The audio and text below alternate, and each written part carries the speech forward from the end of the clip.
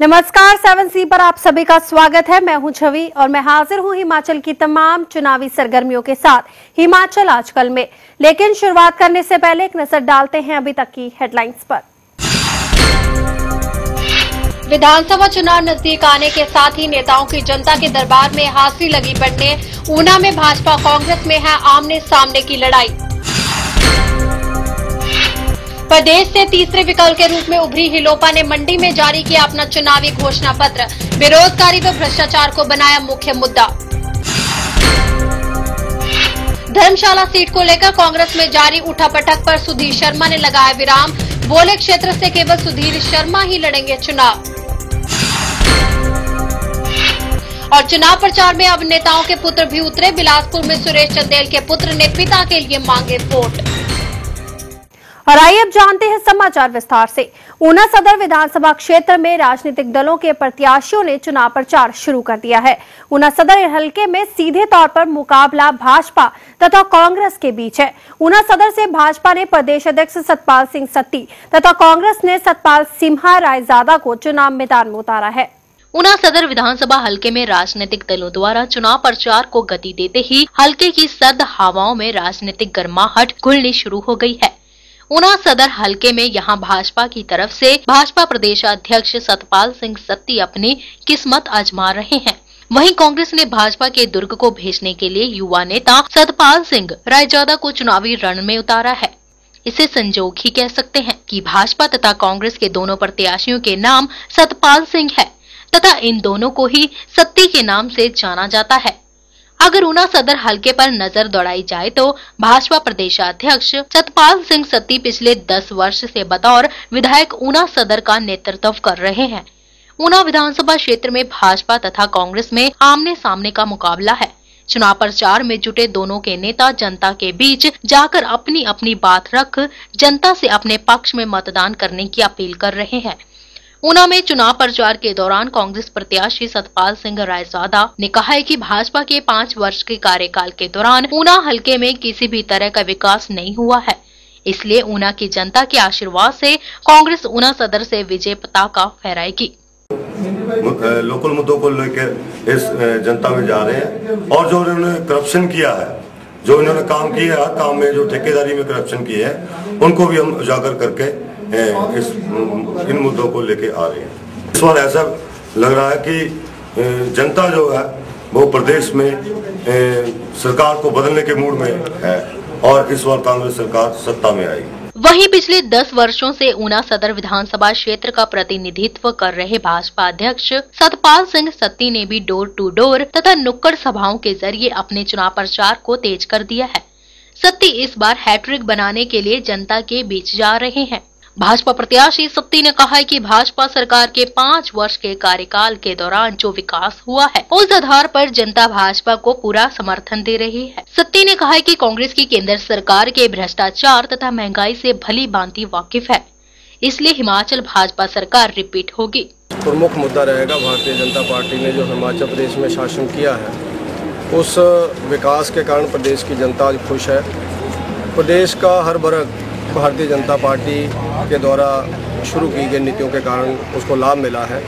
इसके कारण भारतीय जनता पार्टी के साथ है। और कांग्रेस पार्टी जो केंद्र में बैठ कर के महंगाई बढ़ा रही है, भ्रष्टाचार बढ़ा रही है, अराजकता इस देश में ला रही है, उसके विरोध में प्रदेश की जनता भारतीय जनता पार्टी के पक्ष में वोट करेगी और हिमाचल प्रदेश में भारतीय जनता पार्टी दोबारा से सत्ता में आएगी। ऊना से अमित शर्मा, 7C हिमाचल आजकल। हिमाचल प्रदेश में तीसरे विकल्प के रूप में उभर कर आ रही हिमाचल लोकहित पार्टी ने मंडी में चुनाव घोषणा पत्र जारी कर दिया है। पार्टी ने घोषणा पत्र में भ्रष्टाचार को खत्म करना मुख्य मुद्दा बनाया है। यदि बुजुर्गों की बात करें तो 65 वर्ष से अधिक सभी नागरिकों को स्वास्थ्य बीमा योजना में लाना, पेंशन धारकों को पंजाब की तर्ज पर 65, 70, 75 वर्ष पूर्ण करने पर 5, 10 व 15% की बढ़ोतरी देने का वादा किया गया है। भूमिहीनों को 2 बीस पर जमीन मुफ्त दिया जाना, मजदूरों की दिहाड़ी 200 रुपए प्रतिदिन करना शामिल है।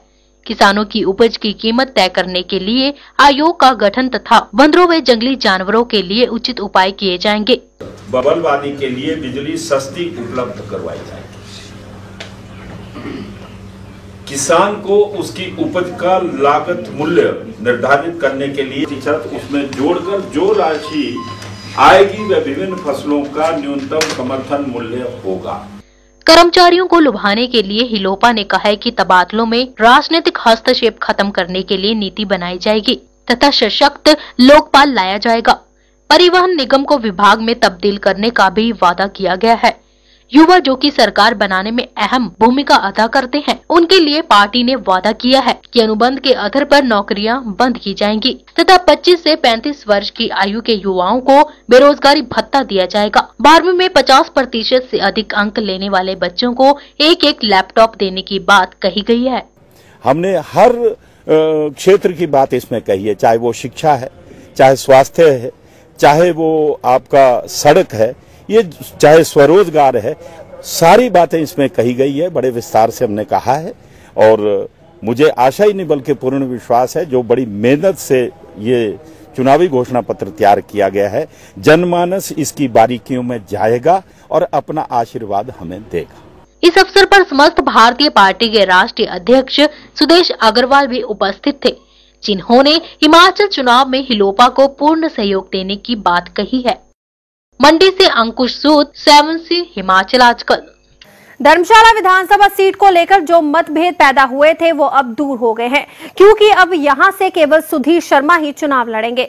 उन्होंने चामुंडा देवी में पत्रकारों से बात करते हुए कांग्रेस की जीत का दावा भी किया। धर्मशाला विधानसभा सीट को लेकर जो मत पैदा हुए थे वो अब दूर हो गए हैं, क्योंकि अब यहां से केवल सुधीर शर्मा ही चुनाव लड़ेंगे। कांगड़ा जिले के चामुंडा देवी में पत्रकारों से बात करते हुए उन्होंने कांग्रेस की जीत का दावा किया। सुधीर शर्मा ने सत्तासीन पार्टी के कार्यकाल पर आरोप चढ़े और कहा कि पिछली सरकार ने यहां पर विकास के नाम पर लोगों को ठगा है और उनका मानना है कि यहां पर भी कांग्रेस की जीत भारी मतों से होगी। पत्रकारों से बात करते हुए सुधीर शर्मा ने कहा कि उनकी सीट को लेकर काफी बवाल उठा था और अब हाईकमान ने फैसला कर बता दिया है कि यहाँ पर हमारी जीत होगी।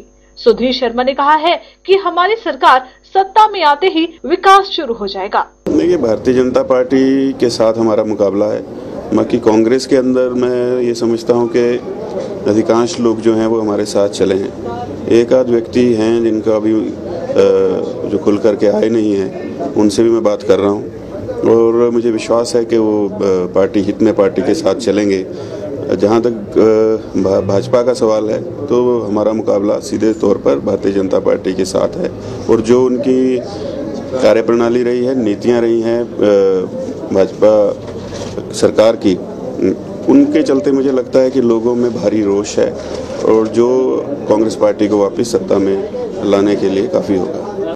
पालमपुर से संजीव राणा की रिपोर्ट, 7C हिमाचल आजकल।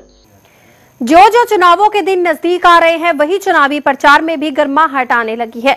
बिलासपुर सदर में भाजपा प्रत्याशी सुरेश चंदेल के पक्ष में प्रचार करने के लिए उनके पुत्र भी अपने युवा साथियों की टोलियां लेकर प्रचार में छुट गए हैं। बिलासपुर में भी आजकल कुछ यही नजारा है।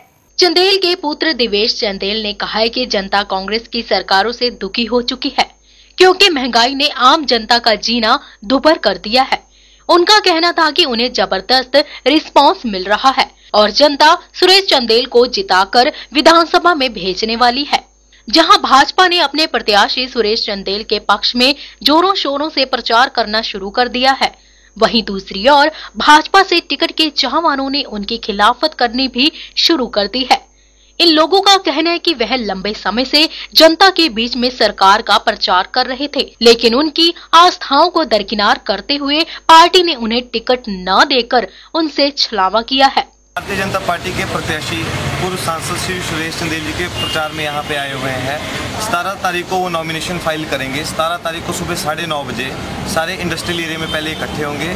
वहाँ से हम सारे पैदल मार्च करके यहाँ पे PNB जो बैंक है इसके सामने हम सारे एकत्रित होके फिर वहाँ से नॉमिनेशन फाइल करेंगे।